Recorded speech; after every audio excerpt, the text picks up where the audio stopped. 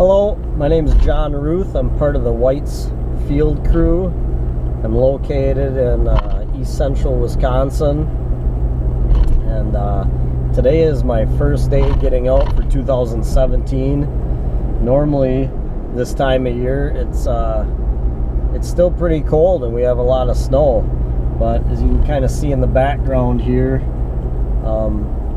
the past maybe 5 or 6 days it's been in the high 50s.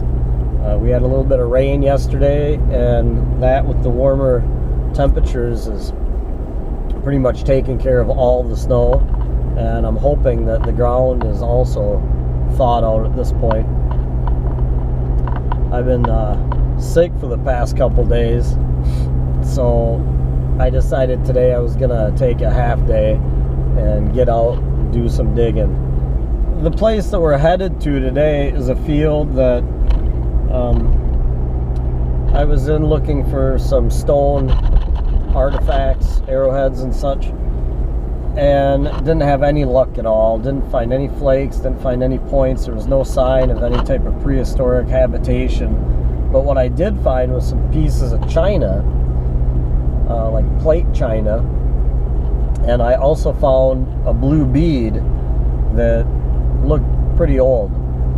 And so the area that this is located in, people had been inhabiting the area for a long time, but as far as building cabins like settlers, it was about 1835, around then. So I'm hoping that this is one of the early cabin sites that this area has to offer. So I checked the plat map, and the guy that owns it, I actually have already got permission from him for a couple other fields. So he's a nice guy. He's retired, and he doesn't seem to mind letting people go and search for historically significant things on his property. So we're gonna go check it out and see if we can come up with something. Hopefully, like I said, it's an early cabin site. If it is, I've never been in this field, so there could be some fairly old coins and some good stuff right off the bat, but it could just be a spot out behind, the farm where they used to dump garbage too. I don't really know what it is, but hopes are high at this point, so we'll just have to see. A little bit of the history behind this area is that it had been inhabited for thousands of years by the indigenous people, Native Americans, in prehistoric times. And then in, I think it was the 1820s, there was a couple of Native American groups, the Stockbridge and Brothertown Indians, were moved from New York into the Kaukauna, Wisconsin area, and then on the Fox River in Kaukauna. And then around 1835, they had moved them from there down to the east side of Lake Winnebago. And so there's a lot of history around this area. There's a lot of old cabin sites. Some of them are older than the others. I found 2 or 3 now that aren't on any map and have coins dating back to the 1820s and 1830s. And every once in a while, even older than that. I did find a King George the First copper coin up here that looks like a date of 1727 at a really old cabin site. I also found a pistarine that has no date, but that's a Spanish silver coin. From what I've been told, most commonly they're in the 1730s, but without a date, it's hard to say. So there's a lot of history up here. Unfortunately, the oldest plat map that has any type of houses or cabins on it is 1874. But still, that's a good start, 1874, if the house was already there and established, you can hope that it goes back in the 1850s and 60s, in which you run into all kinds of different coins from that era, 2 cents, 3 cents, which I found quite a few of up around here. So I'm just hoping the sickness doesn't drag me down today and I can hopefully find something. Oh, I feel like crap. But I thought we'd take a little stop here and show you what Lake Winnebago looks like. I think it's the biggest inland lake in Wisconsin.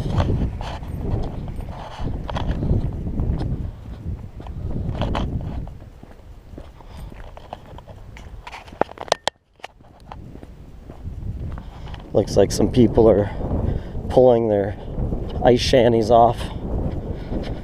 With this warm weather, it's been melting like crazy.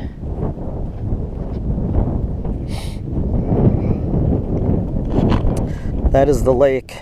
That is where we're headed, up there.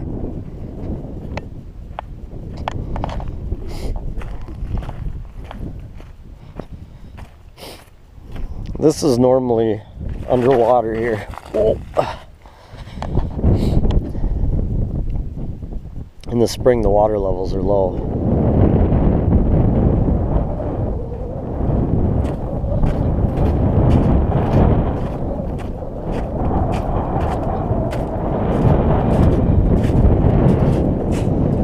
Ooh. Thick enough to walk on, but nobody's driving anything other than a four-wheeler on this right now.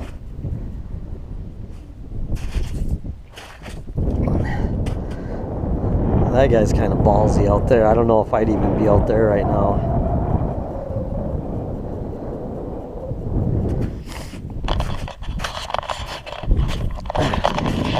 There you have it. You can see why people are attracted to this area. So long ago.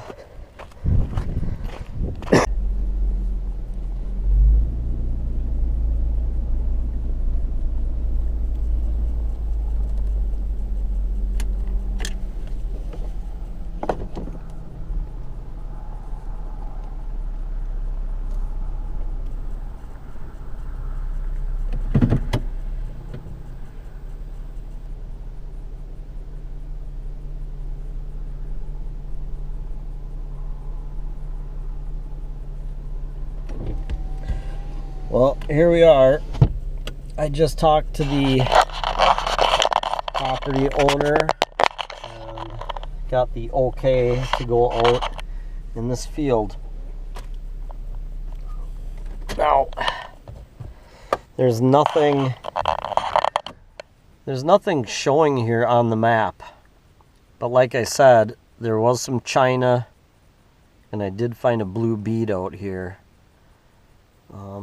I talked to the property, well, actually somebody related to the property owner. The property owner was with him, said it was okay.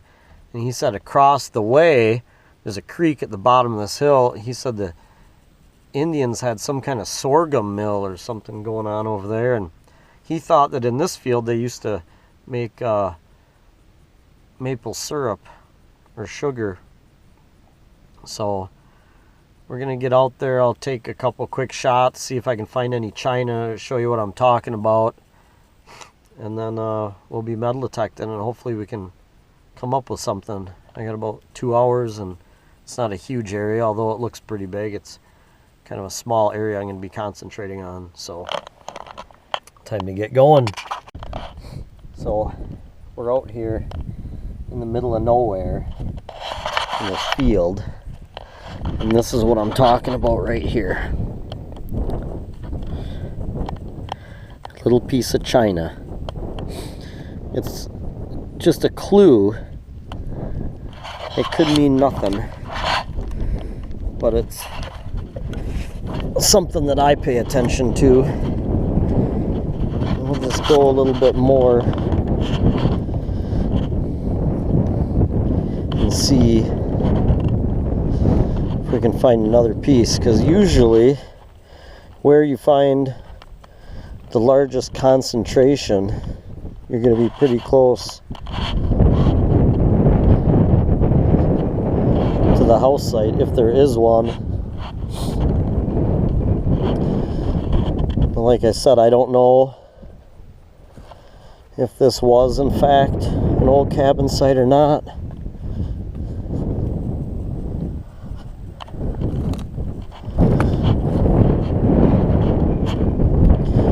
But I do know that I found china in a bead out here, so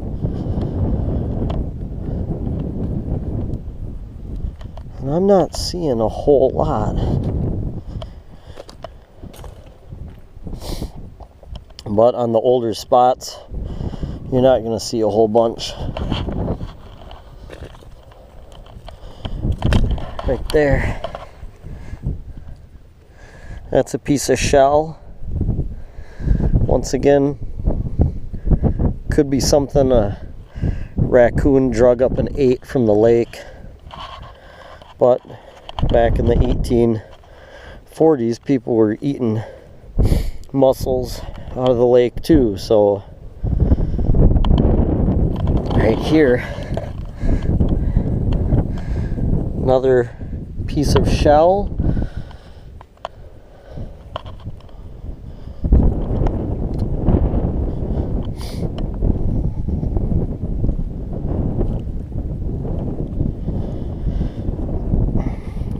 I'm just not seeing a whole lot, but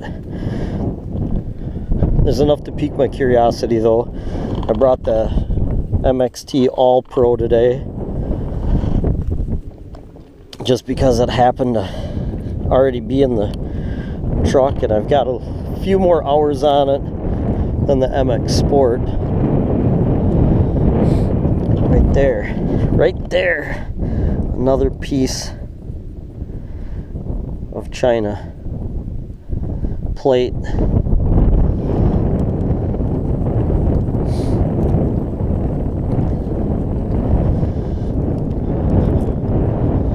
Yeah, well, I think I'm gonna turn the machine on now, do a little hunting. Oh, see, look at this.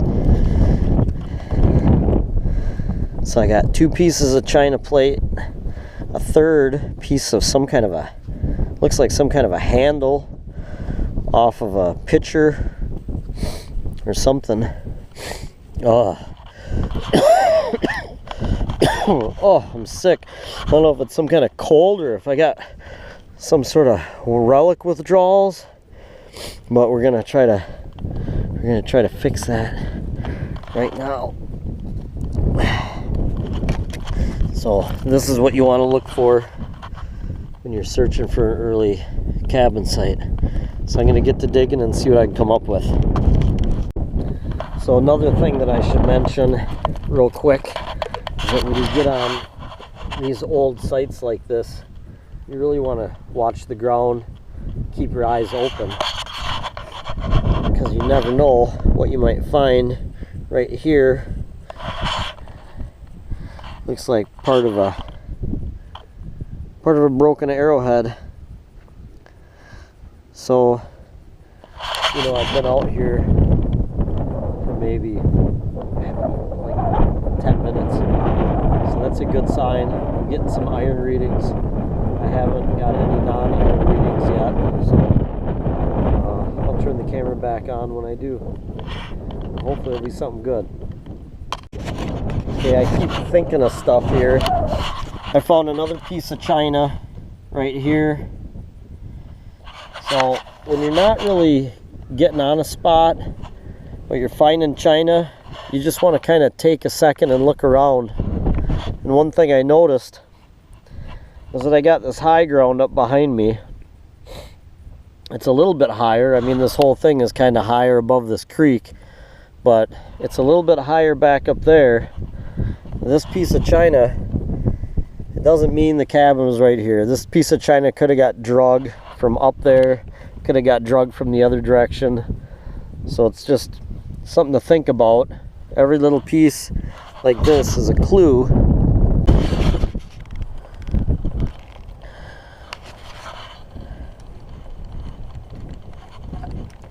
Oh, I just moved up in coil size so I can cover more ground. And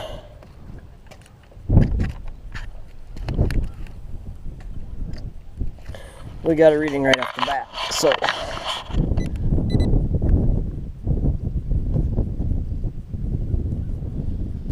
we'll see what this is. Oh, where'd it go?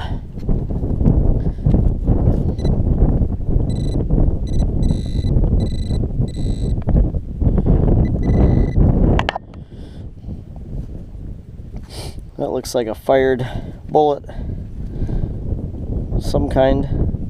It's definitely lead. Has a round shape to it, but it's very flattened out. Could be a good sign. Have to keep going.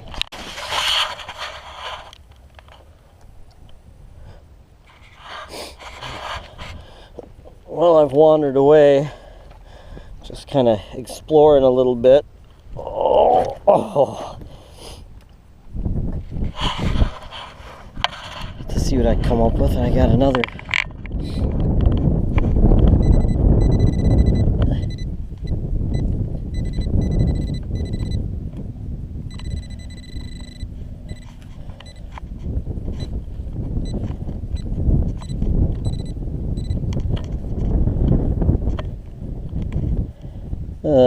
What a mess.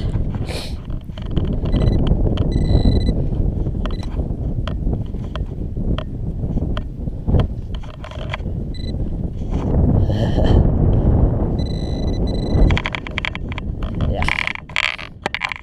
Let's see here what we got. Ooh, that looks like, I'm not sure what we got here. That's a button.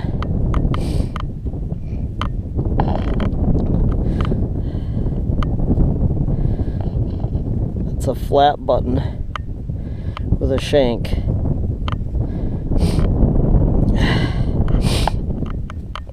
Doesn't look like there's anything on it. It looks like your plain old flat button, but I mean, my truck is way over there on the other side of this hill is where I was finding the pottery and where I started digging. And now I'm way over by the creek, and I got this flat button. See, there's a truck, and there's the creek down there. So unusual that it's so far away, but who knows, maybe I stumbled onto something else here. It's always good to explore. You know, even if you have a map that says, you know, something was right here, it's always good to explore the surrounding area, because you just never know. You never know what you'll come up with, you know. So we'll have to see if there's anything on it later.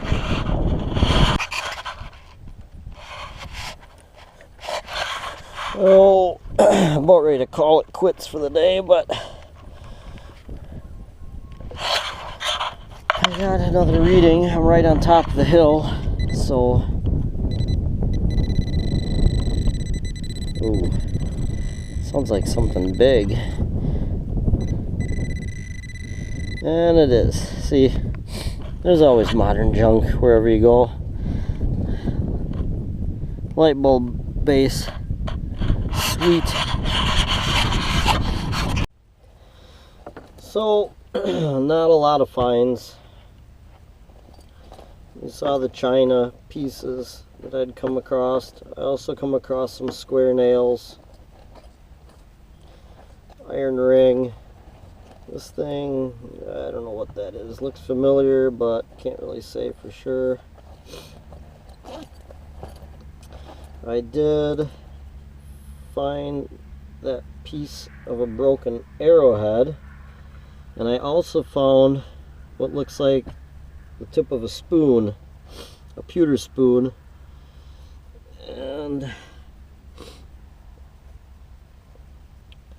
this button, I can't make out anything on it, but it's a nice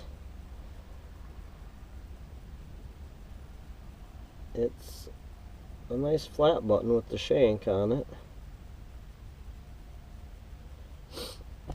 It could be, let's see, oh, I did get one smashed musket ball and one round musket ball as well. I mean, it could be because I'm sick and just not swinging as hard, or it could be because of the field has quite deep furrows in it. You know, some of those furrows were pretty hard to swing through. I know sometimes I've had better luck when they till it flat and it's easier to swing, but I don't know, keep this spot in my back pocket. Maybe I'll come back and check it out a little bit more. The button and the pewter spoon piece definitely tell me that this has got some age to it, and there was some people doing something here at some point. So, but that's all for today. So I cleaned up the flat button just using some water and a brass brush, and it turned out really nice. It's just plain on the front, and on the back it has the words rich orange color and a wreath design. However, it was an extremely weak striking of the words, so only half of them are represented there. It'll go in my button box where other cool flat buttons go, and it's unfortunate that I couldn't find more that day, but I think that there's some real potential in that field once they till it flat.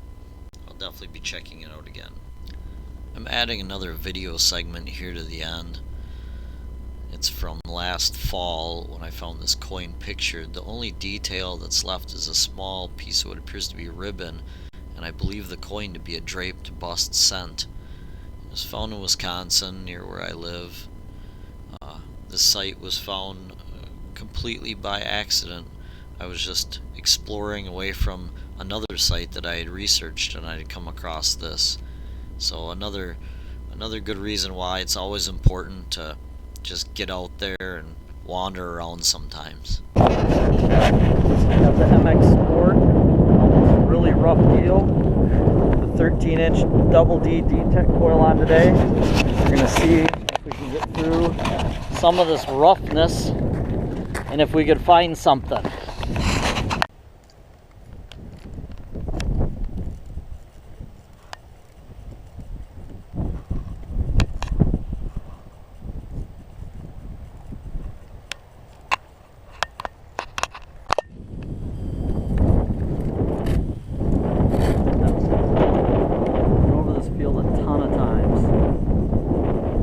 Decided to bring out the double D coil from the MX Sport, try to get over some of these furrows and get a little bit deeper.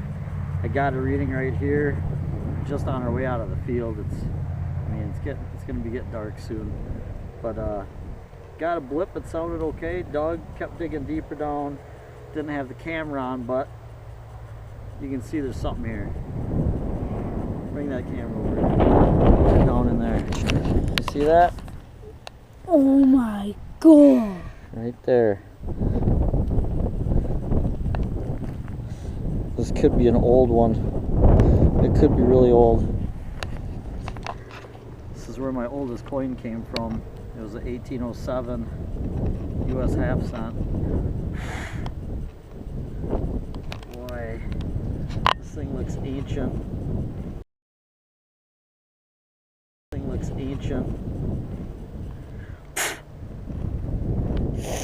It looks like it's got a hole in it,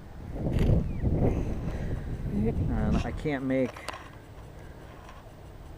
much anything else out at all.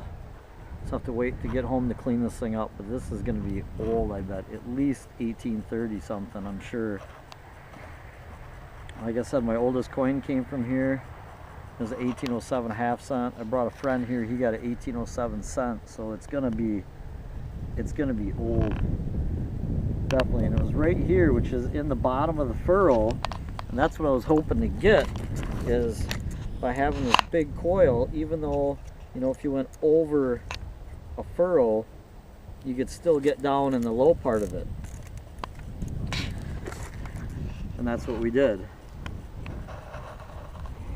I can't wait to get home and see what this thing is. So I'm fairly certain that the coin I found was a drape bust large cent. There was another one found with a date at 1807, and in this picture at the left you can see my 1807 half cent that came from the same spot. I mean, this is really old stuff for Wisconsin. So, and it was, like I said, found by complete accident. You just never know what you'll find when you get out and wander around, get off the beaten path. Sometimes it can really pay off. I hope everybody enjoyed my first video. It wasn't super professional, but I had fun doing it, and it was a learning experience. I look forward to making some more in the near future, so stay tuned.